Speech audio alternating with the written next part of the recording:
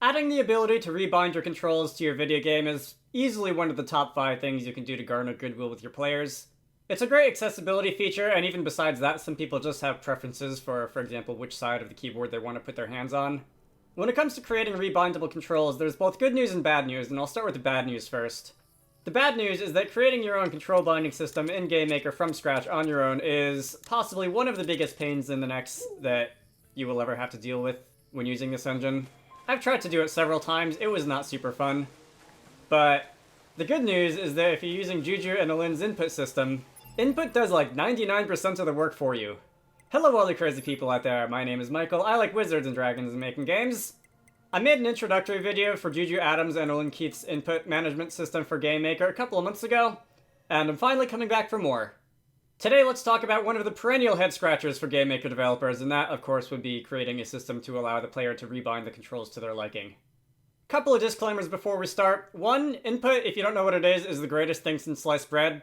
Here's a link to the first video that I made on it, go watch it. 2, I will not be getting into creating a menu for allowing the player to rebind their controls. And I realize that's probably what most people were thinking of when they clicked on this video. Sorry to disappoint you, but what you're going to see in the next 10 minutes or so should be simple enough that you can just take it and plug it into any menu system that you want. 3, I have been informed that I have been mispronouncing one of the names of the developers of Input for basically ever, but since it is a bit of a tradition that I try to get under Align's skin and then she responds by trying to stab me, I guess Align is what I'm going to be going with until people get tired of the joke.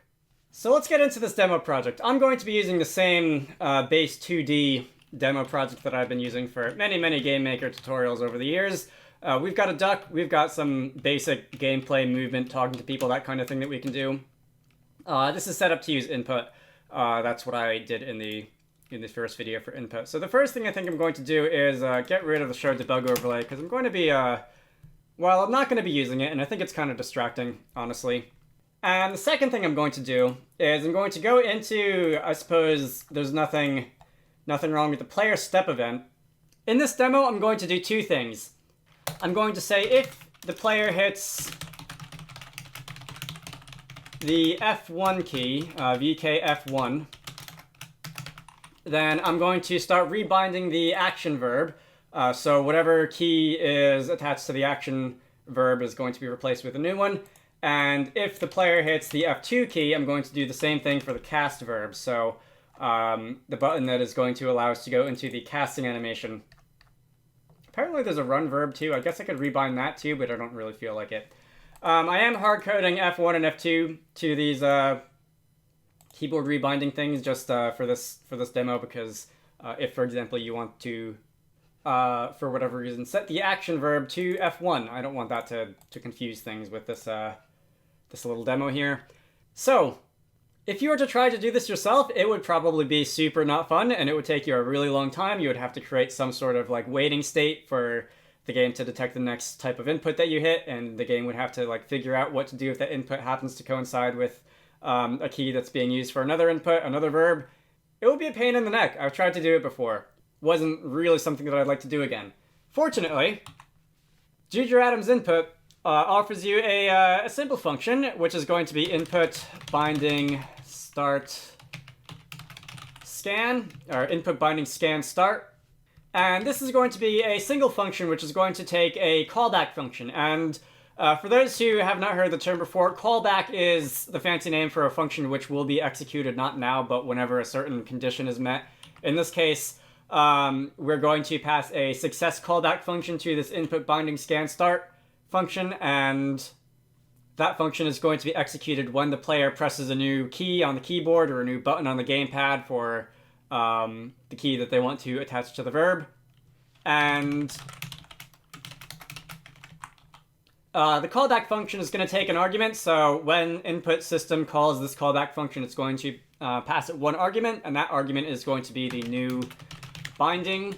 So the new binding is just going to be a little bit of data which contains information about a key on the keyboard, or which contains information about a gamepad button or something of that nature. Now, when this happens, the input has not been changed yet. When this function is called, no actual controls have been rebound, so we're going to need to actually do that. And we can do that with the equally simple input binding set safe function. So the input binding set safe function is going to take a verb that we're going to bind the input to. So let's call this action, because that's our verb. And the binding is going to be new binding. By the way, like what exactly one of these bindings is that you get from this callback function and that you pass to input binding set safe and whatever, and also that you sometimes use in other places in input. That is equivalent to like input binding gamepad access or input binding gamepad key. It's the same kind of data. It just contains some information about whatever the relevant key or whatever is. And this is all we need to do to rebind a key. If I want to do the same thing for the cast verb on the F2 key, we can do that. If I were to run the game now, you're not going to be able to see what keys I'm hitting when I do this. You will see something popping up in the console, but you won't actually be able to see what key I'm hitting. So for the second time, I'm going to be whipping out the IRL cam, and I'm going to be pointing it at my keyboard, and I'm going to be running around and doing things in the game world. I can talk to you with the spacebar.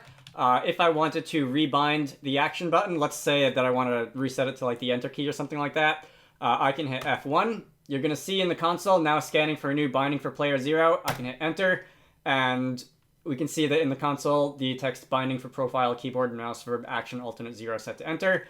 And now I can walk around. If I were to hit the spacebar in front of an NPC, nothing would happen, but if I hit the enter key in front of an NPC, then something's going to happen.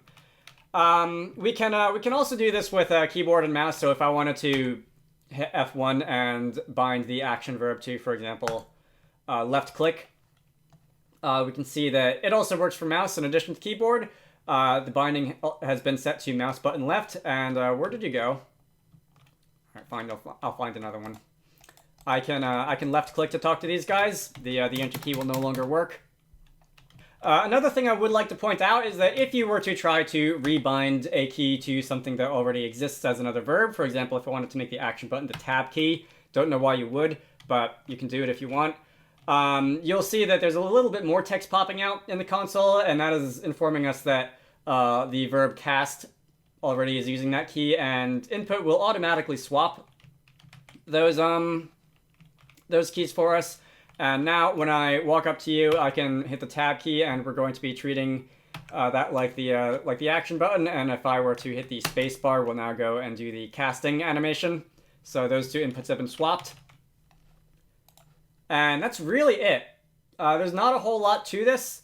I probably should mention that this will also work for gamepads, but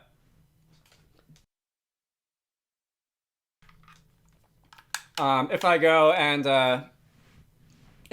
plug in my Xbox One gamepad and try to rebind, for example, let's say the action button can go from A to like the right trigger or something like that.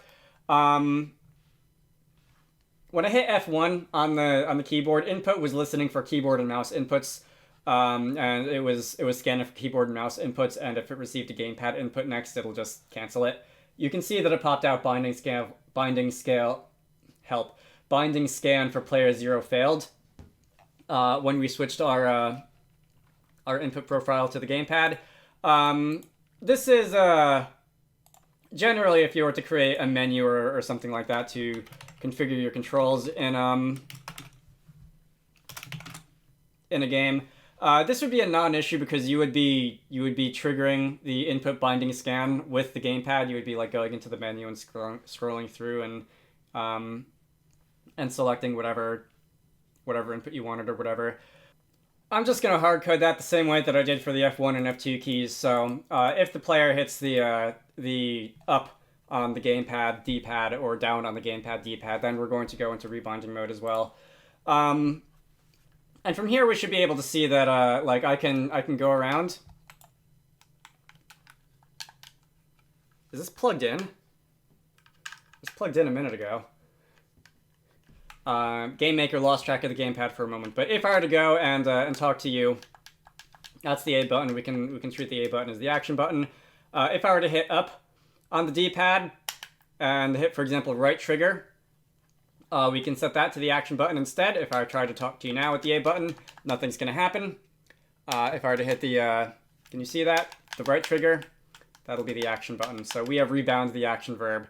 And of course we can do the same thing for, instead of X for spellcasting, we can set it to like left trigger or something like that. So, all right.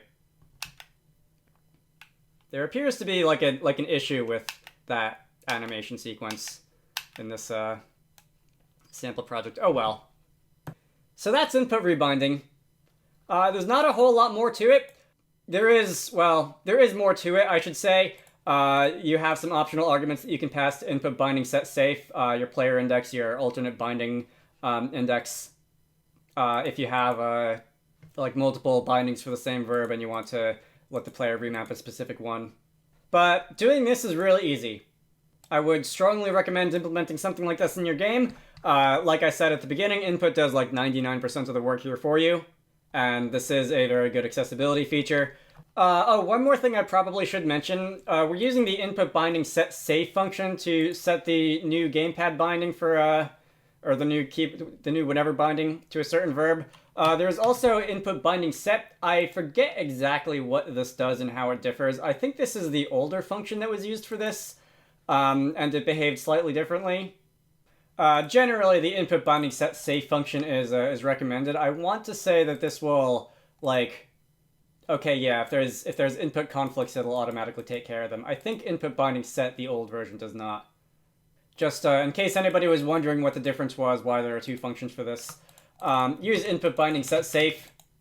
That's the one that's recommended to use. Anyway, I'm going to end it off here. My name is Michael. I like wizards and dragons and making games. If you want the code for this, look for the GitHub repository down in the video description.